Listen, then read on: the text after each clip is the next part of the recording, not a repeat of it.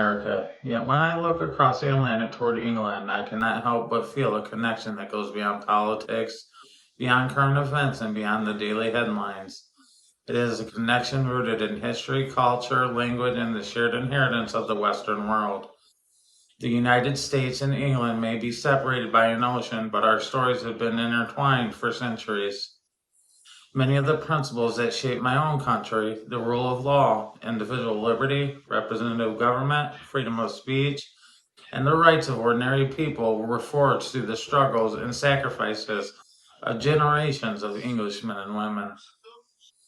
That is why I find myself watching the challenges facing England today with a genuine sense of concern.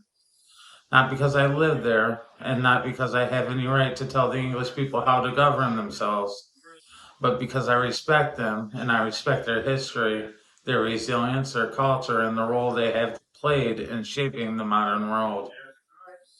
Psychologically, nations are not just governments or borders. They are living stories carried forward by generations of people. They are traditions, customs, and values and memories passed from parents to children.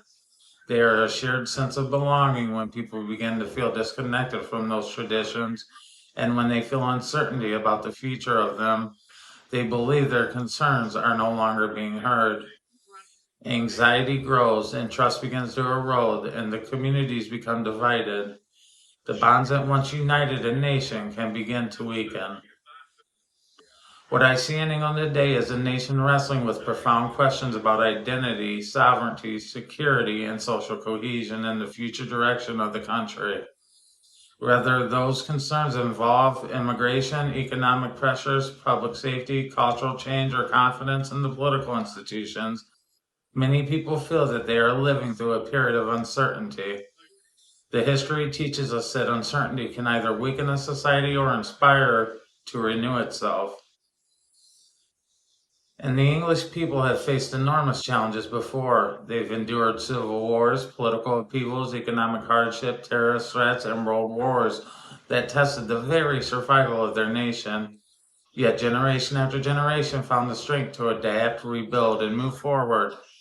Their history is not one of surrender, it is one of endurance. What moves me most is not fear for England's future, but the hope for it. The hope that the English people will continue to defend the principles that made their nation respected throughout the world. The hope that they will preserve the best of parts of their culture while finding the solutions to modern challenges.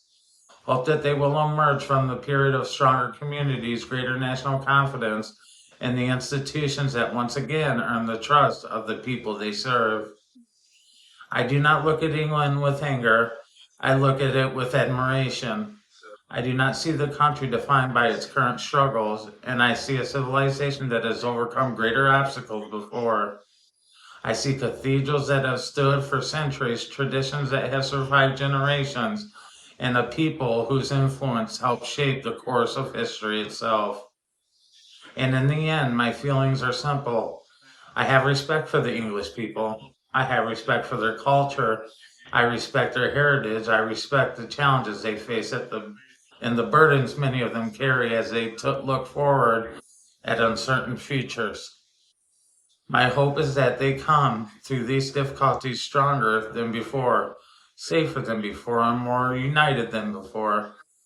My hope is that they find ways to reform and strengthen their institutions so that the government once again feels accountable to the people, rooted in the nation's traditions, and capable of meeting the demands of a changing world.